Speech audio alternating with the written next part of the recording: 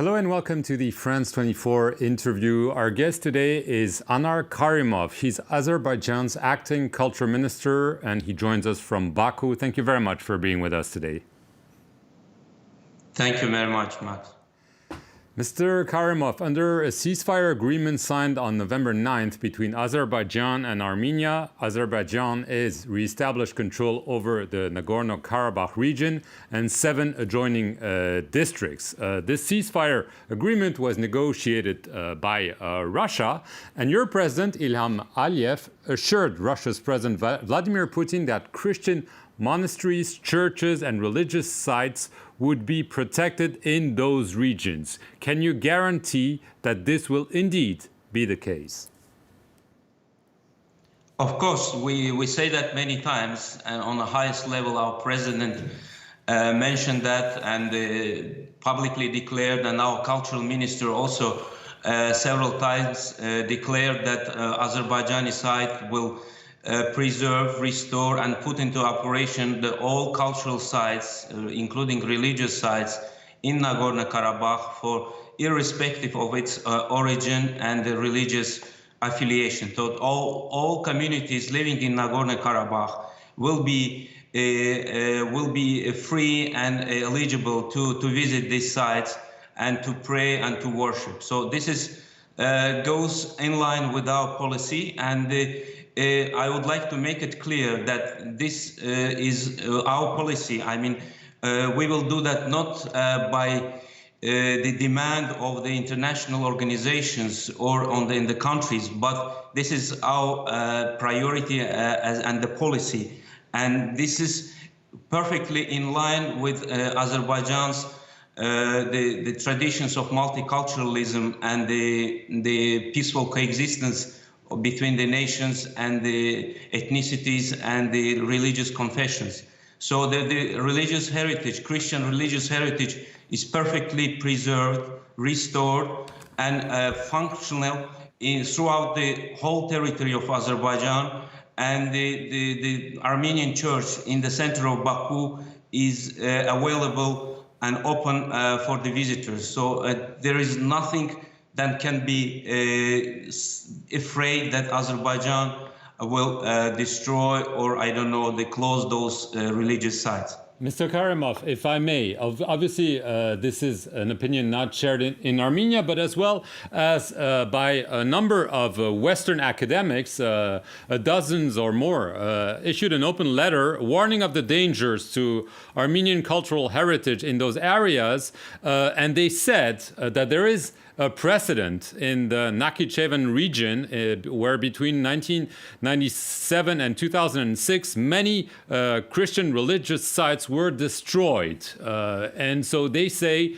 the precedent of Nakhichevan is sending a worrying signal that behind the nice speeches, the reality is quite different.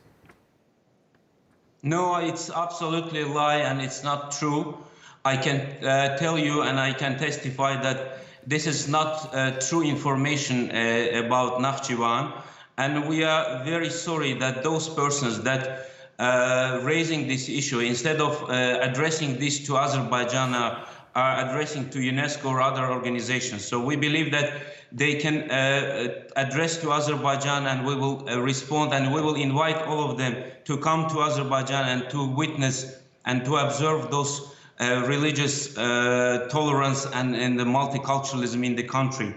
And without proper investigation and studying this issue, unfortunately, they fell into this Armenian propaganda and became instrumentalized. I mean, the destruction in Nakhichevan are lies? Of course, it's not true, because we preserve, as I said, throughout the whole Azerbaijan, we have a Christian church in Azerbaijan, and those belongs to the oldest Christian civilization of Caucasian Albania. We have Orthodox Church in center of Baku, synagogues, and all of them are fully operational and available to our communities. Right. And we are preserving, and not only preserving, but we also restoring them. So why we should destroy our cultural heritage in Nagorno-Karabakh, as we believe that this is our own heritage? It is the heritage that left to us from our ancestors. Why we should destroy them in Well, our some are heritage, saying as we that believe because this of the role heritage. Turkey has played in this war, there are fears that Turkey may push you to do things that maybe you didn't do in the past. Can you reassure Armenia and maybe the Western world that this is not going to be the case? I don't want to reassure anyone that all facts are in front of you, before you. So we just want to tell you that the international organizations and the international community should not be instrumentalized in the hands of Armenian propaganda. That's what I would like to highlight. And when it comes to the Turkey has its own history of protection and preserving its diverse religious heritage, including the Orthodox Church and Armenian Church. So why we should destroy our heritage, when I said again, it's part of our cultural heritage and religious heritage that we need to preserve. So it's quite illogical for us to destroy them. Right. There are reports that during the recent fighting, Azerbaijan's forces struck the cathedral in Shushi, causing damage. Was it just in the fog of war, if I may use that expression, or as your enemies are saying that this was done on purpose? No, of course it's not done by purpose. It's a collateral damage that happened during the hostilities. So we have to take it into account that there were fighting and shooting on each side.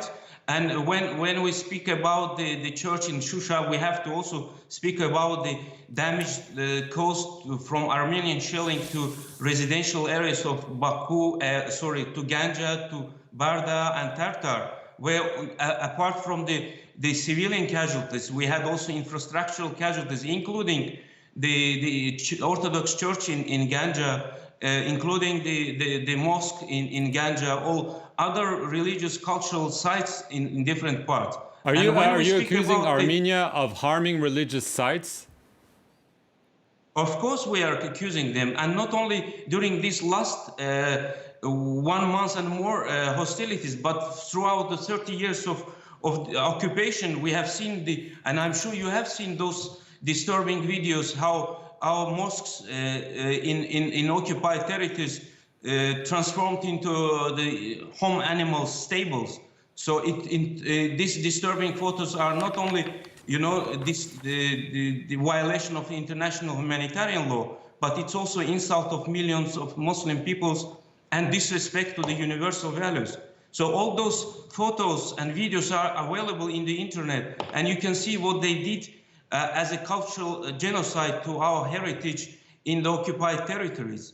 And this is with only one reason: to erase all evidences of the centuries presence of Azerbaijanis in these territories. Right. So we have to also speak about this. So while the people, international organizations, speaks about the Christian heritage, we have to be just and to speak also about the Islamic heritage destroyed in the occupied territories for 30 years. Right.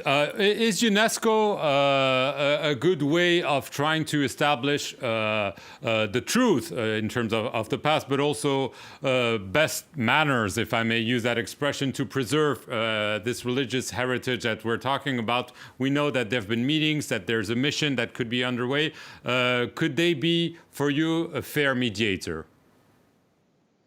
Of course, we believe that the UNESCO could be a fair mediator. With that in mind, actually, we asked for UNESCO to deploy the technical mission for several years before. I used to work in this organization for 10 years, and we kept asking UNESCO to dispatch this technical mission to the occupied territories to verify those disturbing facts of destruction of cultural heritage, religious heritage in those territories.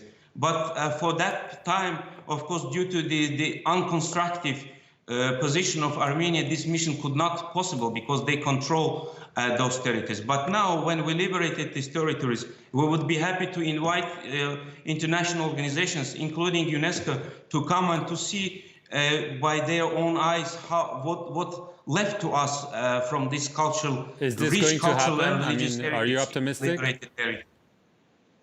Sorry? Are you optimistic that this is going to happen soon, that UNESCO will go there and see for itself? we do hope that it will be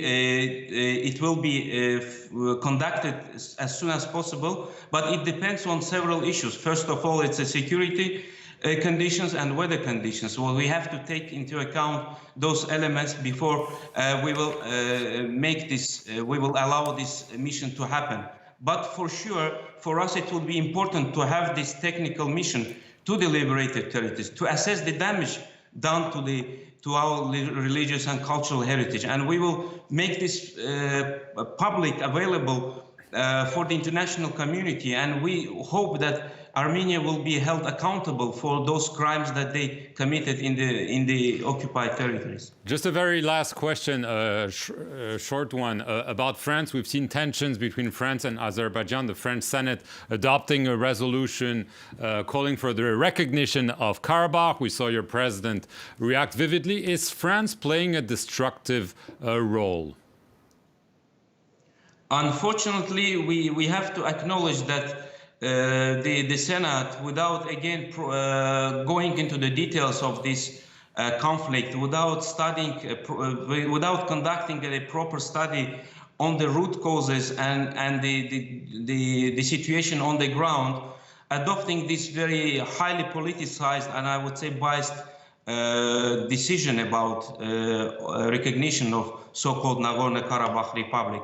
Of course, for us, this decision and the resolution is just piece of paper, as we declared and as our foreign minister mentioned. So we do not recognize this resolution, and we believe that France, as a co-chair of the Minsk group, should play a fair and just role in this and should stick to its mediator role to be neutral in this process. But can France still be a mediator, or are you calling for France to stop mediating because you think they're taking sides? No, we just call upon France to stay in line with its mediation role and to stick to its neutrality. Of course, we understand that France and its foreign ministry denounced this decision and the resolution by the Senate. And we are really thankful to France foreign ministry and the government for this position. But we believe that the Senate and other international or the French organization should not follow the suit and stick to the position of the government of France. Anar Karimov, I want to thank you very much. That's all we have time for. And thank you for watching this edition of The Interview here on France 24.